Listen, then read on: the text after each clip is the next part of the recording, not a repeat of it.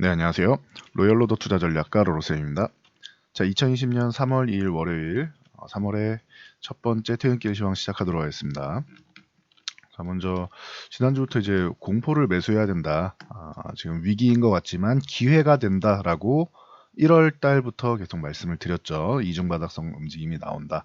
오늘 다행히 반등이 나오고 있고 그 중심에는 주도주가 자리 잡고 있습니다. 수급이 굉장히 정직하다고 말씀드렸어요. 그래서 미래를 예측할 때 수급을 보는 게 중요하다. 지난주에 말씀드렸던 내용인데 지금 어떻게 진행되고 있는지 확인해 보도록 하겠습니다. 자, 그리고 진행되기 전에 먼저 간단히 말씀드린 이 부분에 대해서 저희가 이제 시사금제신문에 칼럼이 계속 올라가고 있죠. 가시면 오피니언 부분에 가면은 칼럼이 있습니다. 이 공포를 매수한다라는 부분에 대해서도 올라와 있으니 이 부분 잘 읽어보시고 여러분들이 참고하시면 될 것 같습니다. 자, 지난주 금요일 미증시는 하락을 보이긴 했지만 저점 부근에서 굉장히 강력한 매수세가 들어오면서 양봉으로 마감을 했습니다. 1.39% 하락은 했지만 양호한 모습을 보였다. 그리고 나스닥 같은 경우는 오히려 하락으로 시작해서 강보합으로 마감했죠. 굉장히 양호했다. 제가 3월은 반등의 시장이 될 것 같습니다. 딱히 오늘부터든 내일부터든 반등의 시장이 된다라고 말씀을 드렸는데 그 부분에 대해서 여러분들이 미리미리 볼 수 있는 것들 말씀을 드렸죠. 수급 동향 볼 수 있고 그리고 환율과 금 가격 보시라고 했죠. 금 같은 경우는 언제나 과거부터 안전자산으로 작용해 왔었기 때문에 이 1650원 이 구간을 제대로 넘어가지 못하고 이탈해서 저항을 받는다라고 말씀을 드렸죠. 그리고 오늘 같은 경우 보시면은 아예 급락이 나오고 있습니다. 그럼 안전자산 선호 심리가 이제 깨졌다라는 뜻이죠. 그러면은 즉 주식시장에 대해서 이 시장에 대해서 공포감이 어느 정도는 해소되기 시작했다라는 뜻으로 받아들일 수 있습니다. 그래서 금 같은 경우 말씀드렸듯이 1650달러 요 구간을 넘어가지 못하고 급락이 나오면서 한 번에 우리에게 안도감을 주고 있고요. 그리고 환율 같은 경우도 볼 수 있다. 원달러 환율 같은 경우도 이제 좀 안정화가 돼야 되는 1200원대에서 지금 오늘 뭐 무려 20원이나 급락을 하면서 이제 1200원대를 이탈해서 1193원 대를 지금 기록하고 있습니다.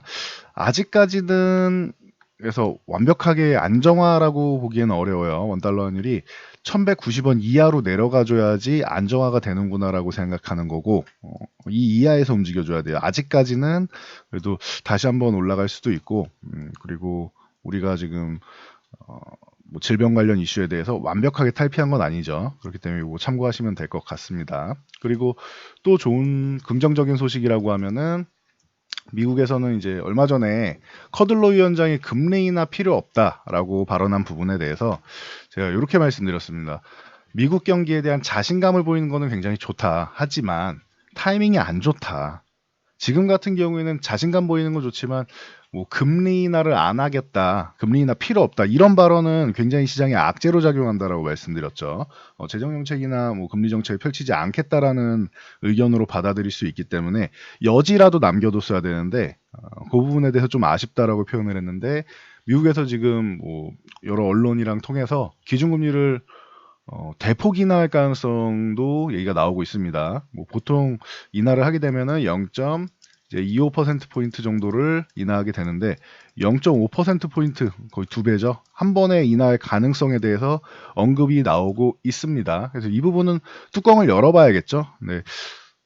일단은 금리를 이제 인하하면서 금리 정책으로라도 미국도 이제 뭐 정책적인 부분에서 움직이겠다라는 이런 액션이 나온다라고 하면은 시장에서 좀 받아들이기는 좀 긍정적이겠죠. 참고하시면 될 것 같습니다. 그리고 우리나라에서도 추경 얘기 많이 말씀드렸는데 5일 본회의에서 추경안 시정연설을 할 수 있도록 최대한 서둘러 처리하려고 한다라는 지금 의지는 확인했으니까 참고하시면 될 것 같습니다. 그래서 이런 시장 동향에 힘입어서 오늘 우리 시장 코스피 하반 경직 정도는 보일 수 있는 뭐 크게 급등한 건 아니에요. 그래서 2000포인트 정도 뭐 회복을 했는데 여기는 크게 의미 있는 구간은 아니다. 1950포인트 이탈 안 했으면 된 거고요.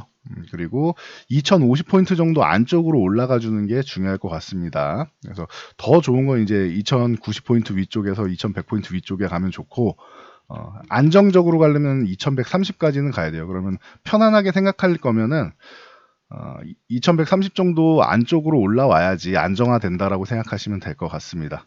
한 번에 요렇게 해서 깔끔하게 보시면 돼요. 이 아래쪽에 있으면 언제든지 약간의 이제 불안감은 갖고 있는 시장이다라고 생각하시면 돼요. 자, 그리고 이제 코스닥 같은 경우는 오늘 반등이 좀 강하게 나왔죠. 그래서 기존에 뭐 낙폭이 워낙 크다 보니까 반등이 강하게 나왔는데, 코스닥은 630포인트를 회복하면은 조금 안정화된다라고 보시면 돼요. 630포인트 회복해서 이탈 안 하면은 이제 얼마 안 남았죠. 뭐 내일이라도 바로 회복할 수 있는 구간이긴 한데, 이건 좀 지켜보자고요. 어떻게 될지. 그래서 참고하시면 될 것 같습니다. 오늘 뭐 반등의 주역이라고 하면은 뭐 주도주 계열이라고 할 수 있습니다. 삼성전자가 뭐 1.5% 가까이 상승하면서 이제 금요일 날 개파락 나왔던 부분 정도까지 올라왔어요. 아직 멀었죠. 삼성전자는 적어도 56,000원 정도는 안착을 해줘야 됩니다. 근데 1,000원 정도만 더 올라가면 되니까 한 6, 7% 정도만 올라가면 되겠죠. 2% 올라가주면 깔끔하겠네요. 삼성전자는. 그래서 기존에 말씀드렸듯이 주도주 중심의 반등이 나와야 된다. 이게 기본이다라고 말씀을 드렸고, 삼성전자가 1월 달에 바닥을 형성하고 반등이 나온다. 21선 요 공방 정도가 나올 텐데 생각보다 조금 더 올라갔다고 말씀드렸어요. 그래서 이제 62,000원 부근까지 갔었는데 생각보다 강한 것이고, 요 이중바닥성 움직임은 나올 것이다.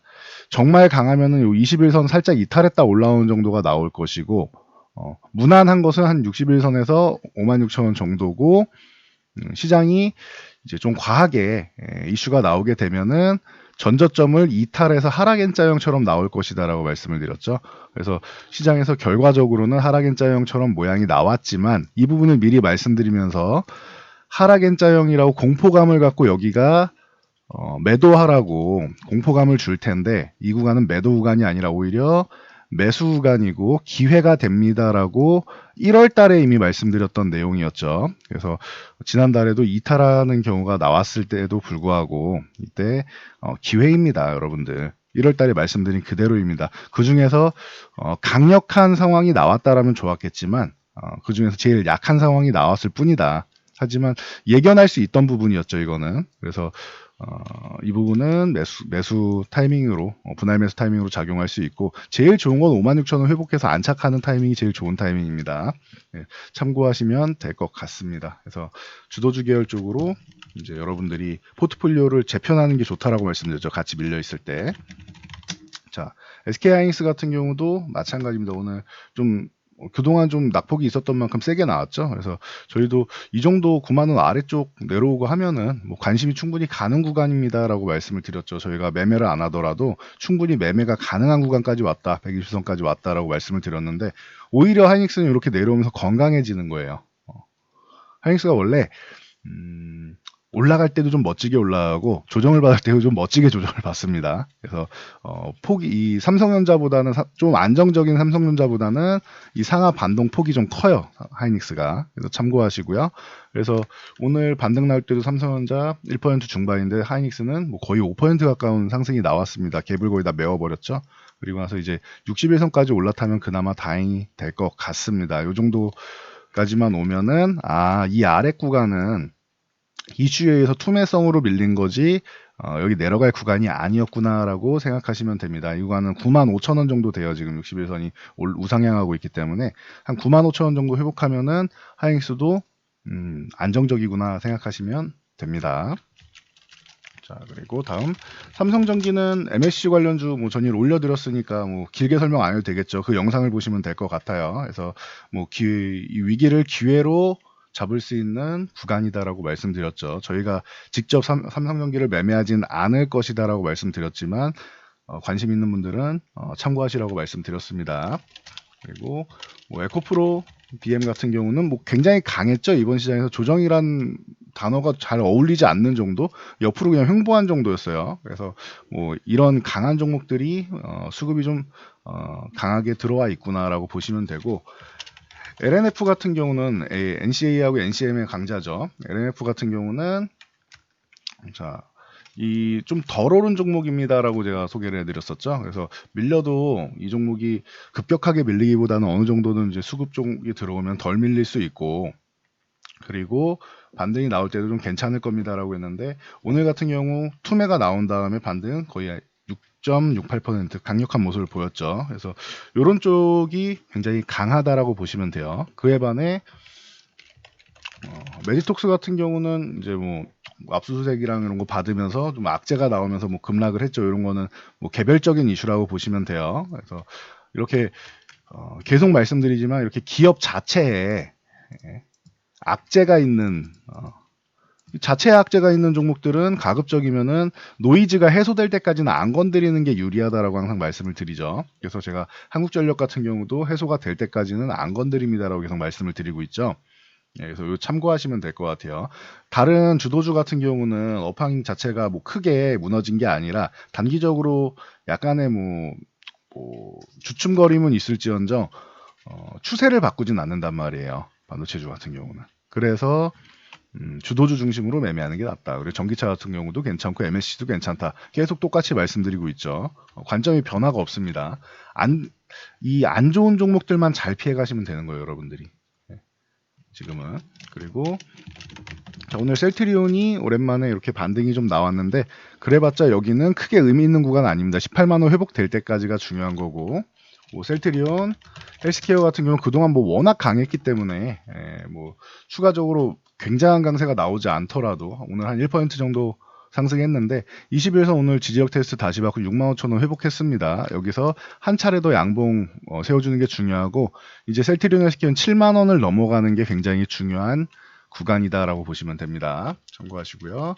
삼성바이오로직스 같은 경우는 제가 한번 쉬는 김에 이제 좀 쉬어가자라는 느낌이 있습니다. 그래서 상승이 나오고 50만 원대 위에서 이 구간에서는 매매하고 싶지 않다라고 제가 강력하게 말씀을 드렸는데, 여러분들이 정말로 관심 갖더라도 50만 원부터 요 구간부터 해서 관심을 가져보세요. 47만 원 뭐 이런 전후까지 내려오면 좋겠는데 내려올지 안 내려올지 모르겠습니다. 저도 수급이 워낙 좋아가지고 말씀드렸는데, 이것도 외부 변수에 의해서 내려왔죠. 그러면 여기서 쉬는 구간에서 뭐 관심 있는 분들은 이제 관심 가져볼 수 있겠죠. 저희는 이 종목 매매 안 할 겁니다라고 말씀드렸습니다. 참고하시고요. 자, HLB 같은 경우 뭐 10만 원 이탈한 다음에 회복, 그리고 나서 다시 살짝 이탈했는데 아직 요 양봉권 안에 있죠. 이 리보세라닙의 특허권을 비롯한 모든 권리를 이제 인수를 했습니다. 그럼 이거는 앞으로 이제 HLB는 이제 꾸준한 수입이 생길 수 있다. 그리고 이제 리보세라닙에 이제 집중돼 있는, 너무 이제 한쪽에 집중돼 있었는데 이 파이프라인도 좀 다양할 수 있고 여러 가지 지금 이미 작업을 잘하고 있다라고 말씀드렸어요. 그리고 뭐 간암 치료제 같은 경우도 뭐 잘 진행되고 있고 하니 조금 이제 기다려보는 일만 남은 것 같습니다. 요 양봉 사이에 있을 때는 크게 의미를 두지 않는다. 일단은 12만 5천 원 넘어가야 되고, 당장은 이 10만 5천 원 구간, 요 구간을 넘어가야 됩니다. 10만 5천 원 요 양봉 상단 넘어가면은 한번 두들길 거예요. 요 두들기게 되면은 그때 돌파하는지 아니면 저항을 받는지 보면 되겠죠. 한 번에 돌파 못 하더라도 실망감을 가질 필요는 없습니다. 이 60선 넘어서 10만 5천 원 위쪽에 있다는 것만 해도 중요한 거예요. 그러니까 지금 당장은 10만 5천 원 넘어가 주는 게 중요하고, 요 양봉 이 하단을 이탈하지 않는 9만 원을 이탈하지 않는 것도 중요하다. 그럼 조건은 간단하죠. 9만 원 유지, 10만 5천 원 돌파. 이 조건이 가장 우선적으로 선행돼야 되는 조건. 그 다음에 12만 5천 원 돌파 안차. 이게 2차 조건입니다. 그러면은 이 종목은 조금 안정감을 찾을 수 있다. 그 전까지는 그냥 뭐 기다리는 게 방법인 것 같습니다. 오늘은 조금 일찍 여러분들께 이제 알려드렸는데요. 계속 똑같이 말씀드리는 거고 여러분들께 한결같아야 된다, 편안해야 된다라고 말씀드리는데, 이번 질병 관련 이슈로 다시 한번 느끼셨을 거예요. 작년 7월, 8월 이때도 마찬가지고 이번에도 그렇고 외국인들의 수급은 굉장히 정확해요. 그리고 미래를 내다볼 때 이 정확한 수급을 가지고 여러분들이 분석하는 게 가장 확률이 높다라고 제가 계속 말씀드리고 있는데, 주식 매도는 당분간은 신경 안 써도 된다라고 말씀드렸죠. 환율 영향력으로 이제 매도가 나오는 것이고, 당연히 우리나라에 저렇게 질병 관련 리스크가 이제 커지고 있는 상황에서 일부 매도하는 건 당연한 거예요. 파생 동향이 중요하다라고 말씀드렸는데, 오늘 뭐 코스닥 같은 경우는 이제 기관 외국인이 들어왔는데 이건 연속적인 수급이 들어오는 게 중요하다고 했어요. 단발성으로는 기존에도 들어왔었습니다. 연속적으로 들어오면은 뭐 긍정적일 수는 있겠죠. 선물 같은 경우는 이제 소폭 매도를 하면서 어느 정도 규모 있는 매도를 하면서 요 구간이 좀 기분은 안 좋은데 금요일 날 좋았던 것은 풋옵션을 대량 청산했다라는 것이죠. 하락 포지션, 단기 하락 포지션을 대량 청산을 하면서 하방향에 대한 리스크를 조금 줄여놓고 있어요. 그러면서 오늘 같은 경우는 콜옵션 이제 상승 포지션을 매수하기 시작했죠. 그동안은 보기 어려웠던 광경입니다. 그래서 상승 포지션 위에 막아놨던 부분, 못 올라가게 지수가 막아놨던 부분을 조금씩 열어주고 있는 이런 모습은 괜찮은 것 같습니다. 나쁘진 않아요. 선물만 매도량만 조금 줄었으면 참 좋았을 텐데 요거는 조금 아쉽지만 그래도 옵션 수급 자체는 굉장히 좋아지고 있다. 그래서 이번 주 다음 주 잘 보면서 방향성을 보고 대응하면 될 것 같습니다. 이 수급은 굉장히 정직해요, 여러분. 그래서 제가 간혹 이제 그러니까 농담 반으로 해서 진담 반으로 해서 수급이 미래다라는 말씀을 종종 드리죠. 네. 이번에도 수급이 길을 알려준 것 같습니다. 네. 그래서 공포감을 갖기보다는 아직 불안감은 남아있다 해도 아까 금값, 환율 그리고 전체적인 수급 동향 보면서 여러분들 조금은 안정감을 찾을 수 있었을 거라 생각합니다. 걱정하지 마시고요. 다시 말씀드리지만 소외주 보유하신 분들 있죠. 주도주가 아닌 소외주. 내 종목은 왜 이렇게 내려갈 때는 같이 내려가고 오를 때 안 올라. 이런 종목들 있죠. 그런 종목들 보유하신 분들은 이 타이밍이 절호의 기회라고 있어요. 다 정리해가지고 주도주 계열, 성장 테마 계열로 이동하시면 좋을 것 같습니다. 그래서 올해는 굉장히 좋은 시장이 열린다라고 말씀드렸으니 그동안 조금 손실을 본 게 있다라고 하면은 그 부분 다 이제 복구해서 올해 좋은 이제 수익률 올리시기 바랍니다. 그리고 종목을 못 찾겠다 싶으면 뭐 언제든지 저희 쪽에 문의하시면 되겠죠. 저는 여기까지 말씀드리고 물러가도록 하겠습니다. 자, 여러분들의 좋아요와 댓글은 이제 영상 제작에 큰 힘이 되고요. 그리고 영상 잘 참고해서 모두 성공 투자하시기 바랍니다.